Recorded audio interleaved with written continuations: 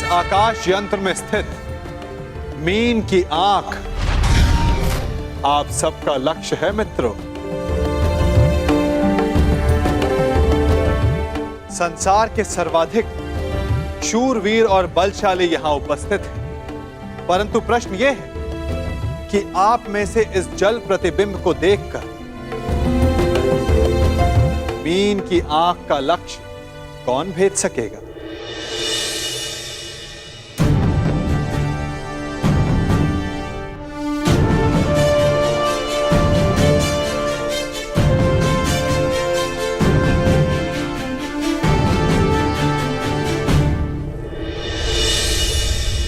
मुझे किसी भी मूल्य पर लक्ष्य भेदना है मित्र। मुझे विजय प्राप्त करनी है।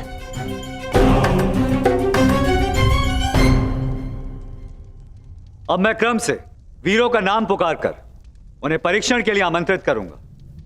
सर्वप्रथम भद्रराज शल्य।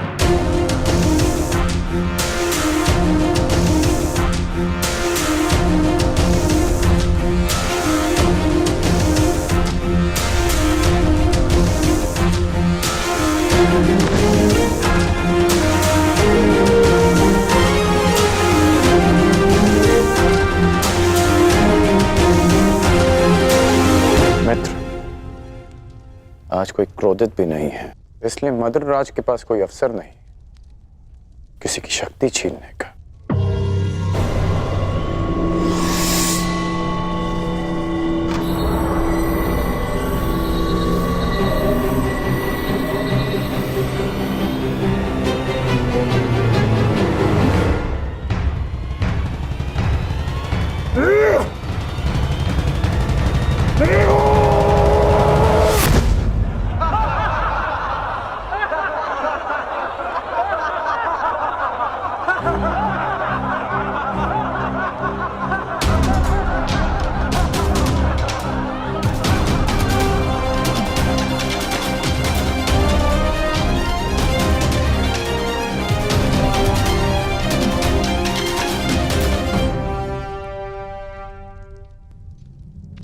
अगले प्रत्याशी काशीराज।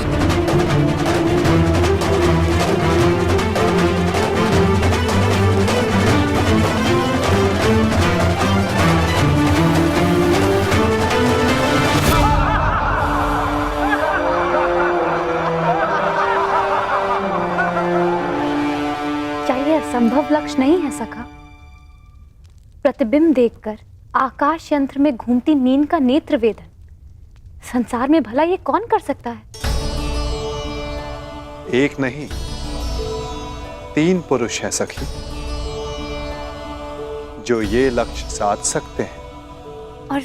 और वो कौन है? वीर स्त्री का आभूषण होता है सखी। धैर्य रखो, प्रश्न उठा है तो उत्तर भी प्रस्तुत होगा। 3 पुरुष ये लक्ष्य साध सकते हैं सखी। इस सभा में 2 उपस्थित हैं और तीसरा प्रवेश करने वाला है।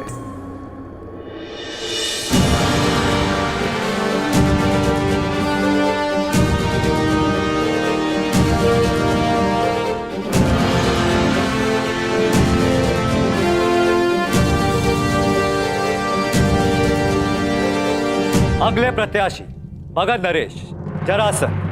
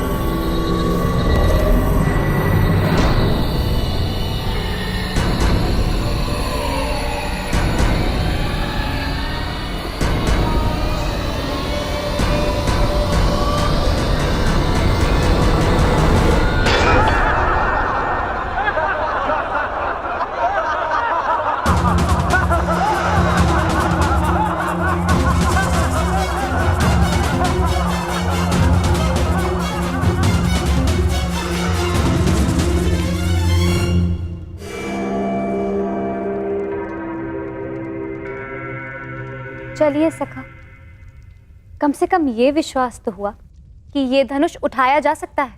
वैसे सखा, क्या अर्जुन भी ये धनुष उठा सकते हैं?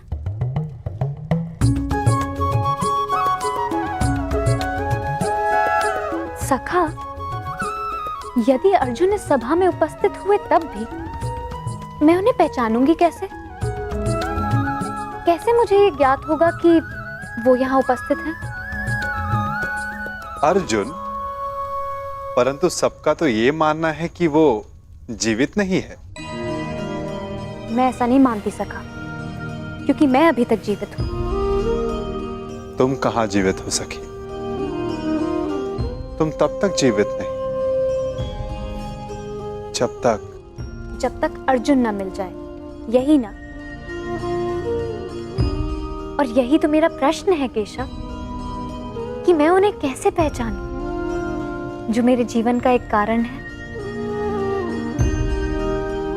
जब वो क्षण आएगा, तुम्हें स्वयं अनुभूत हो जाएगा सखी। तुम्हें अपने भीतर श्वास का प्रवास अनुभव होगा। वो अनुभूति तुम्हें आनंद नहीं, पीड़ा दे। वो पीड़ा जिसकी तुम्हें प्रतीक्षा है, वो पीड़ा जो तुम्हें आनंद से अधिक प्रिय लगे। क्या मुझे सच में ऐसा अनुभव होगा सखा? परंतु कब? कौन जाने, कदाचित अति शीघ्र।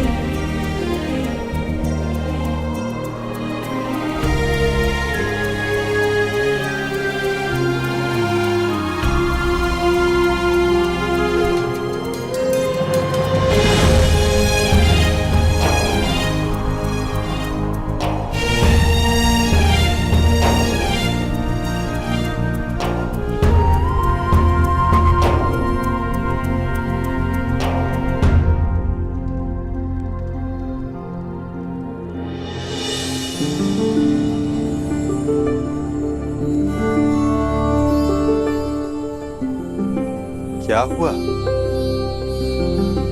सखा, मैंने कुछ अनुभव किया।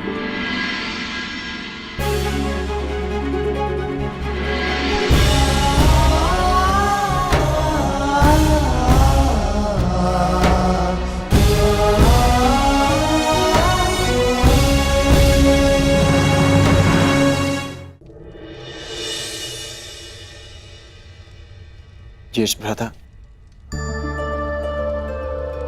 वो कौन है जो मेरी ओर देख रहे हैं? जो राजकुमारी के समीप बैठे हैं वो वासुदेव कृष्ण हैं, द्वारकाधीश।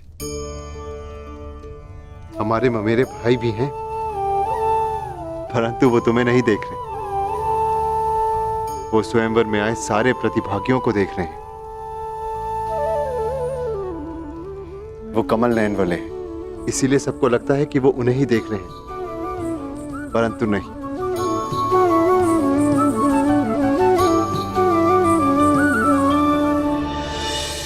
और अब मैं आमंत्रित करता हूं अंतिम प्रत्याशी, हस्तिनापुर के युवराज दुर्योधन।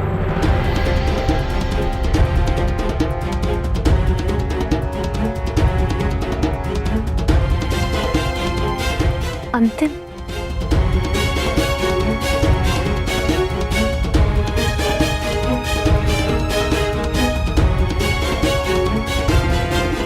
वो दिन कब आएगा जब मैं इस दुष्ट की छाती पर गदा से प्रहार कर पाऊंगा। शांत, ये माता श्री की आज्ञा है, स्मरण रखना। हमें यहाँ पर किसी की दृष्टि में नहीं आना है। हम यहाँ पर स्वयंवर देखने आए हैं और कुछ दक्षिणा ले लें, बस।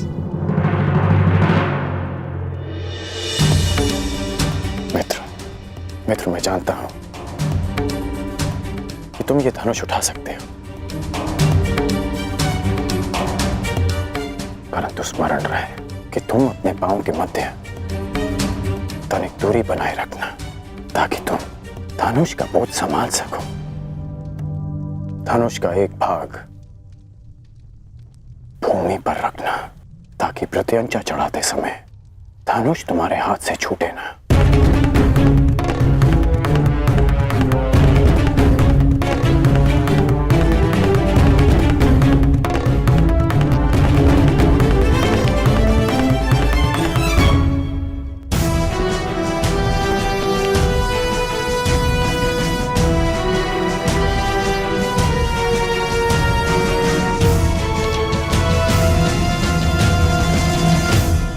बताइए ना, कौन है वो 3 पुरुष जो ये लक्ष्य साध सकते हैं? पहला मैं स्वयं, दूसरा पांडु पुत्र अर्जुन और तीसरा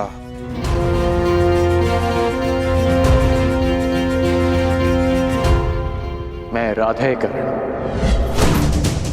मैंने संधान लक्ष्य देखकर ही किया, आपके नेत्रों में देखकर।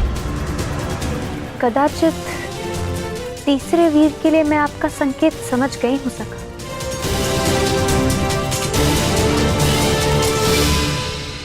परंतु वो इस स्वयंवर में भाग नहीं ले रहा है। आशा यही है सखी, परंतु नियति क्या कहे कौन जाने।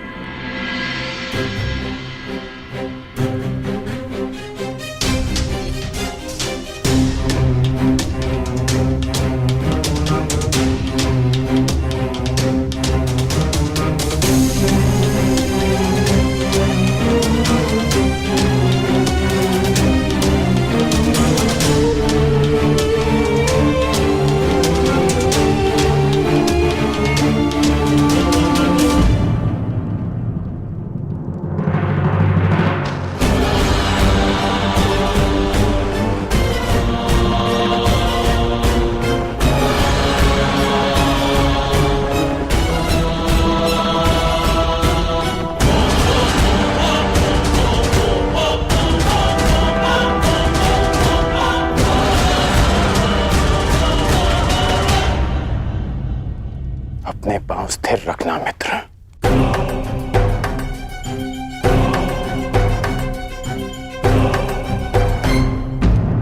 अब धनुष का एक भाग भूमि पर रखो।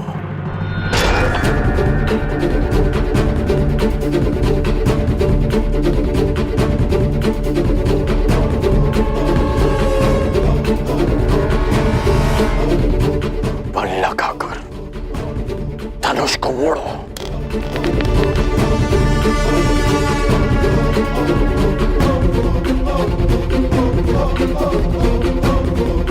धैर्य रखना मित्र, तभी प्रत्यंचा चढ़ा पाओगे। ये दुष्ट कहीं लक्ष्य साध न ले। नहीं भ्राताश्री, उसकी पकड़ दुर्बल है और प्रत्यंचा तेलिए है, दुर्योधन के हाथ से फिसल जाएगी।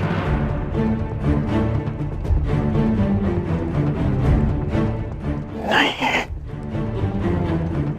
एकाग्रता बनाए रखो दुर्योधन। यदि ध्यान भटका तो प्रत्यंचा हाथ से छूट जाएगी।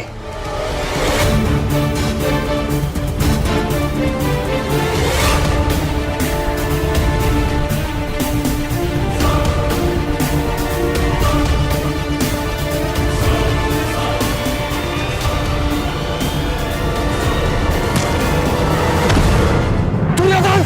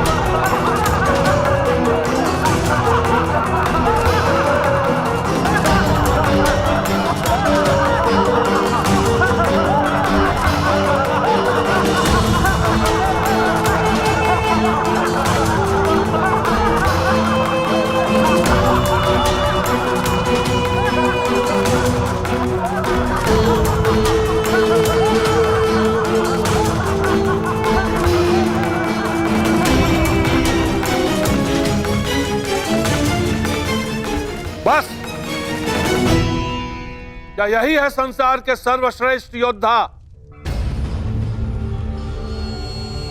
क्या इसी क्षमता के बल पर मेरी पुत्री का वरण करने आए थे आप लोग?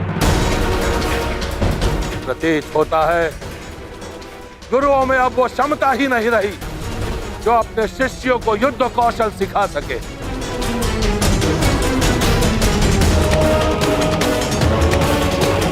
मेरी पुत्री का स्वयंवर अधूरा रह जाएगा, इस बात का दुख नहीं है मुझे, अभी तो खेद इस बात का है कि संसार के सर्वश्रेष्ठ योद्धाओं में से एक भी योद्धा ऐसा नहीं है जो इस परीक्षण में सफल हो सके। महाबली मानकर आप लोग अपने आप से छल कर रहे हो। चलिए पंचाल राज।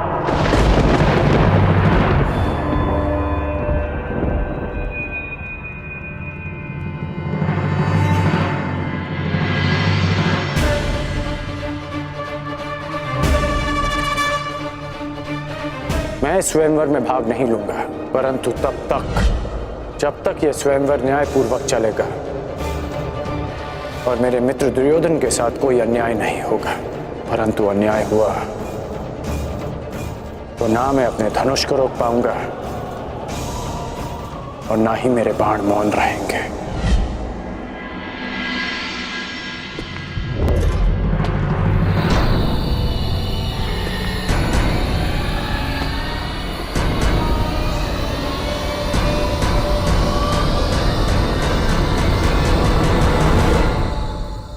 छल तो आपने किया है। यदि आपको अपनी पुत्री के लिए एक धनुर्धारी चाहिए था तो शेष योद्धाओं को यहां बुलाकर अपमानित करने का छल क्यों किया आपने?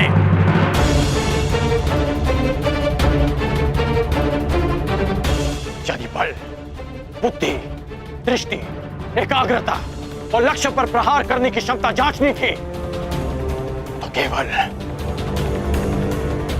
धनुर्विद्या का परीक्षण क्यों? खड़क युद्ध क्यों नहीं? गदा कौशल क्यों नहीं? आप वसुदेव कृष्ण के परीक्षण पर संदेह कर रहे हैं। आप इन पर पक्षपात का आरोप लगा रहे हैं भद्र पुरुष।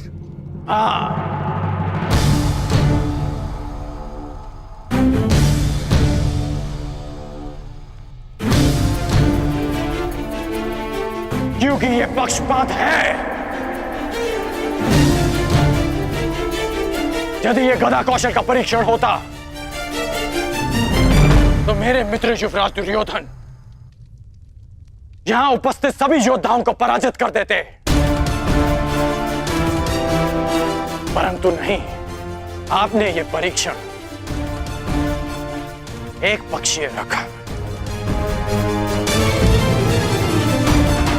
और उस पर आप महान गुरुओं की शिक्षा दीक्षा का अपमान कर रहे हैं।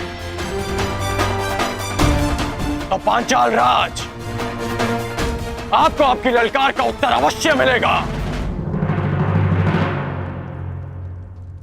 एक शिष्य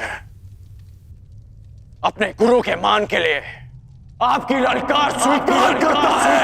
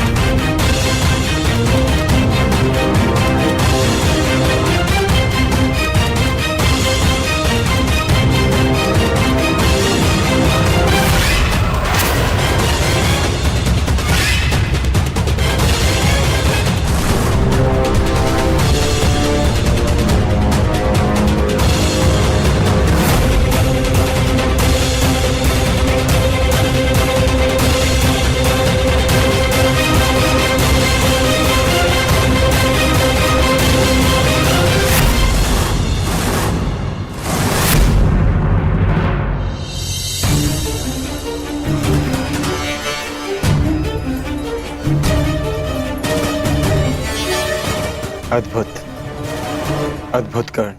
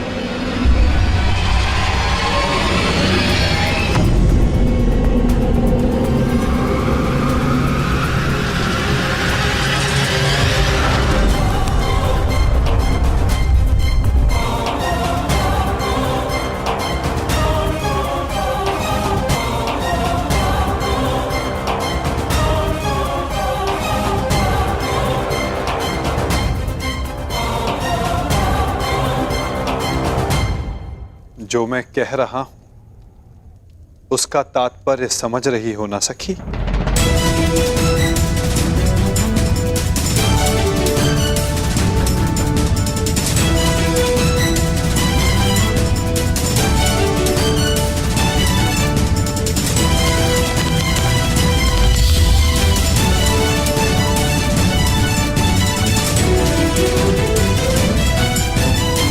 बिना देखे आपने लक्ष्य संधान कैसे किया? आपके नेत्रों में देखकर।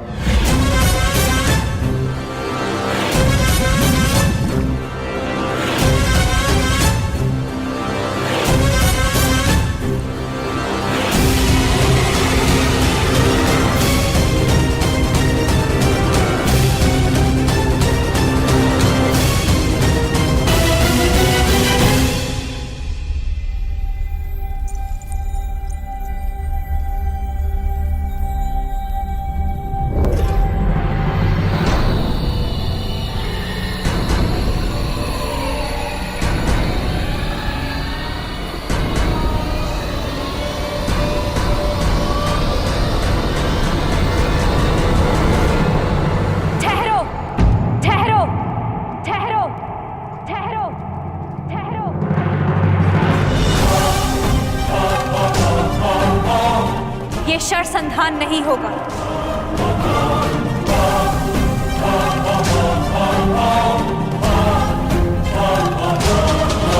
परंतु क्यों?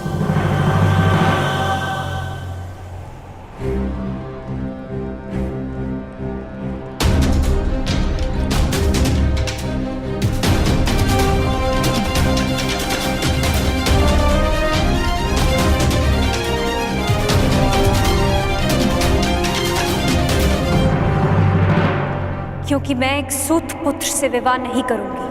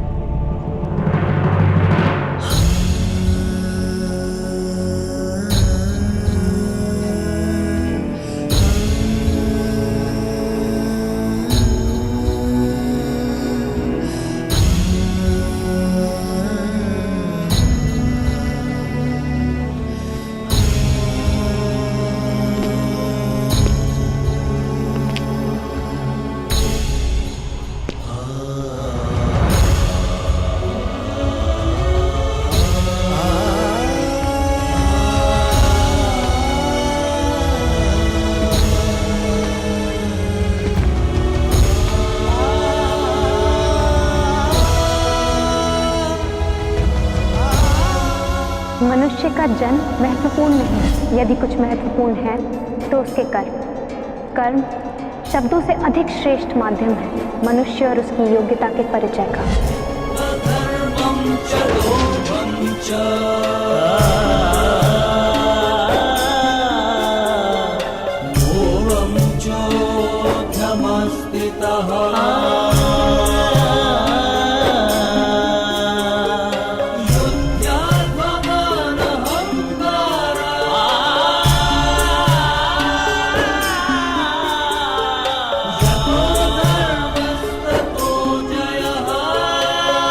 बधाई हो याज्ञ सेनी, आज आपने सिद्ध कर दिया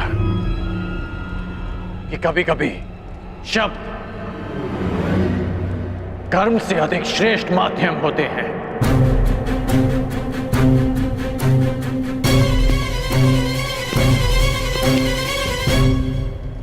व्यतीत ना होकर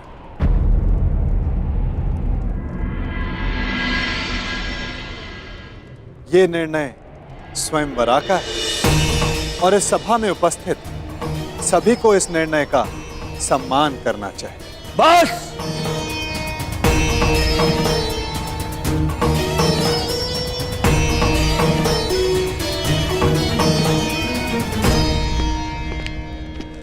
बस पांचाल नरेश, बस। ये कैसा खेल है? आप अपनी पुत्री का विवाह करवाना चाहते भी थे या नहीं?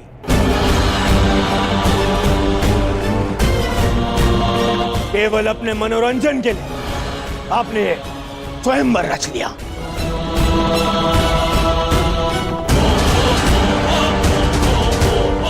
आपने आर्यव्रत के बड़े बड़े शूरवीरों को यहां आमंत्रित किया। किसी को ज्ञात भी नहीं था कि परीक्षण में होने क्या वाला है।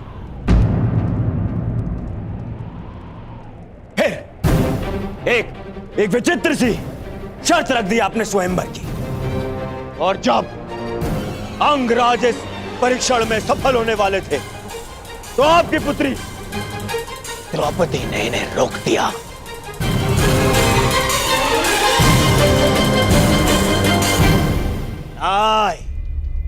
ये स्वयंवर नहीं है, छल है, छल। युवराज दुर्योधन, ये स्वयंवर पांचाली के विवाह के लिए रचा गया है हस्तिनापुर युवराज दुर्योधन। और स्वयंवर स्पर्धा नहीं होती, स्वयंवरा को अधिकार है अपने वर के चयन करने का, जिसका द्रौपदी ने प्रयोग किया।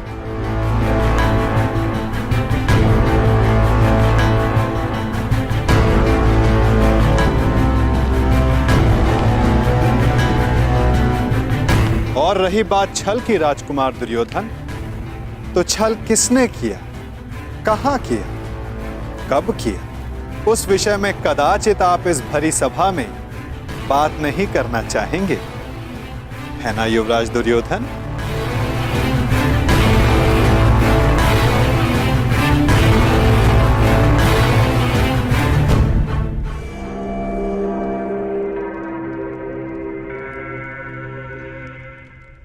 सम्राट,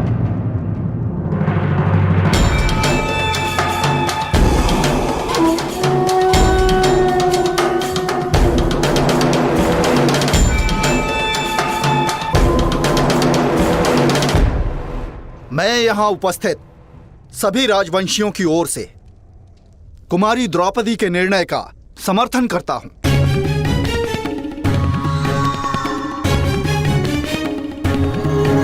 मुझे तो युवराज दुर्योधन की सोच पे आश्चर्य हो रहा है। राजकुल से होकर भी ये उन्होंने सोच कैसे लिया कि पांचाल नरेश अपनी पुत्री का विवाह एक सूत पुत्र से करेंगे। सावधान मत नरेश।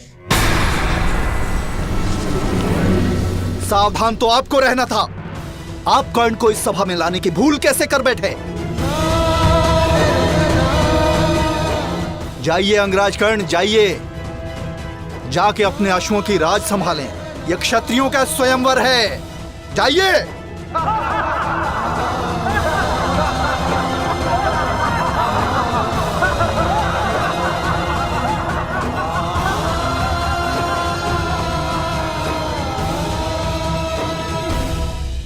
हाँ, हाँ। सूत पुत्र।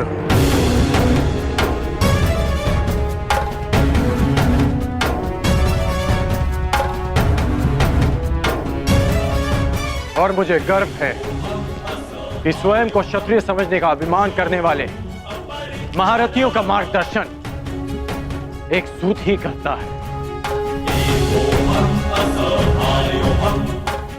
पथ निर्धारित करने वालों को यह नहीं भूलना चाहिए, जो खड्ग और गदा हाथ में लेकर वो वीर होने का दम भरते हैं, उसे कोई क्षत्रिय नहीं, एक लोहार बनाता है।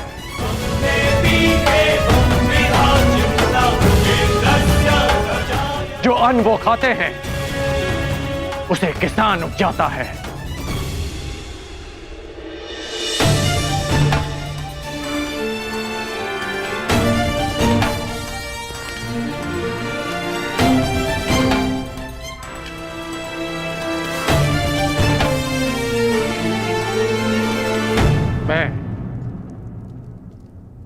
मेरा उपहास उड़ाने वालों से व्यथित नहीं हूं, क्योंकि मैं इनकी सोच वर्षों से जानता हूं।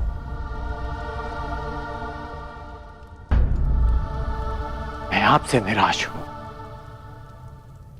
क्योंकि मुझे लगा कि आपकी सोच इनसे भिन्न है।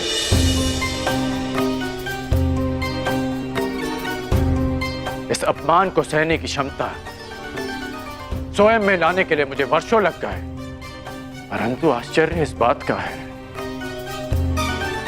कि एक सूत का अपमान करना, उससे घृणा करना, कुछ दिन पहले जन्मी पांचाली इतना शीघ्र सीख गए?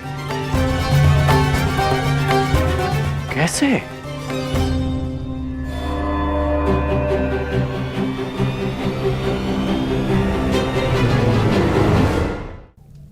कुछ दिन पहले जन्मी पांचाली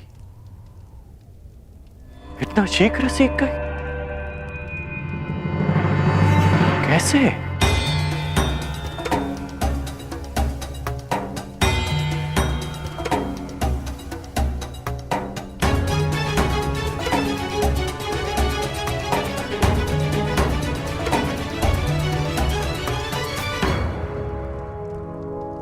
कुछ दिवस पूर्व किसी ने मुझसे कहा था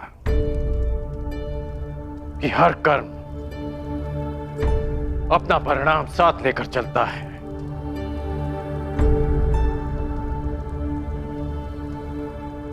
तो सुनिए याज्ञसेनी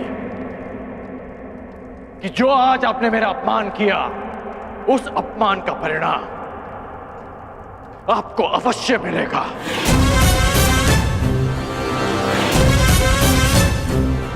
इस कर्म का फल आप अवश्य भोगेंगे।